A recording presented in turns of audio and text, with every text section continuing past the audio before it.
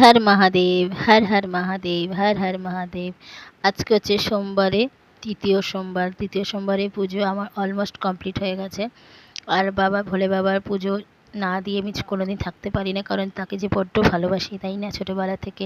আর শ্রাবণ মাসে আমি প্রতিটা বছর 1 মাস ভেজ খাই, কোনো ননভেজ খাই না। পুরো একটা মাস আমি ভেজ করি, আর সোমবার করে তো ব্রত পালন করি। তাই চলো আমি ছোটো বৌদি বাড়িতে চলে এসেছি, মানে অমিত সরকারের বাড়িতে, যে লন্ডন থাকে, তার বাড়িতে। পুরো ছোটো বৌদি এই প্রথমবার শ্রাবণ মাসে পুজো করলো। সোমবার দিন যজ্ঞ করেছিল, খুব ভালো পুজো করেছে। ছোটো বৌদি নিজের হাতে সব ঠাকুরের সরঞ্জাম গুছিয়ানো টোছানো সব A to Z একার হাতে গুছিয়ে রাখা। আমি জাস্ট একটুখানি হাতে হাতে জাস্ট এগিয়ে টেগিয়ে দিয়েছি, আর কিছুই করিনি। যতটুকু আমি করতে পেরেছি করেছি।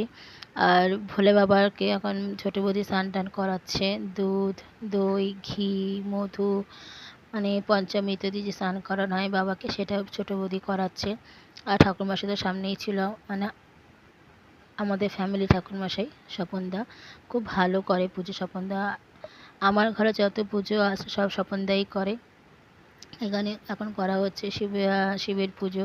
শিব পূজা, সত্যি কথা বলছি, শিব পূজা, শিবজি প্রচুর প্রচুর, তাকে এমনি এমনি ভোলেনাথ বলা হয় না। ভক্তের ডাকে, শিষ্যদের ডাকে সত্যি সাড়া দেয়। পরীক্ষা দিতে হয়, পরীক্ষা না করলে তো কোনো দিনও ফল পাওয়া যায় না। আর কথাতেই আছে, কর্ম করে যাও, ফলের আশা করো না। তাই কর্ম সবাইকে করে যেতে হবে। বসে বসে ভগবান ধরিয়ে দেবে? আর এখানে ছোটো বৌদি ঠাকুর ঘরটা ছোটোর মধ্যে দেখতে খুবই সুন্দর। গোপাল আছে, নারায়ণ আছে, সরস্বতী আছে, গুরুদেব আছে, মানে ছোটো বৌদির গুরুদেব হচ্ছে রাম ঠাকুর। এই দেখো, রাম ঠাকুরের ওখানে রয়েছে, সামনে হয়েছে নারায়ণ শিলা, প্রভু নারায়ণ বসে রয়েছেন সাক্ষাৎ। সবাই দর্শন করো, সকলেই যেন মনোবাঞ্ছনা যেন পূরণ হয়, মানে স্বপ্ন ফুলফিল হয়, এটাই কামনা করি। আর পুজো আজটা আমি সত্যি খুব ভালোবাসি করতে। আর যেখানে ভোলে বাবার পুজো সেখানে তো আমি তো যাবই।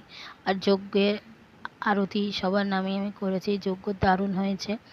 আর পুজোটাও দারুণ হয়েছে, মানে কল্পনার বাইরে। ভালোবাসা থাকলে সব কিছু করা যায়। সবার নামে দেওয়া হয়েছে পুজো টুজো।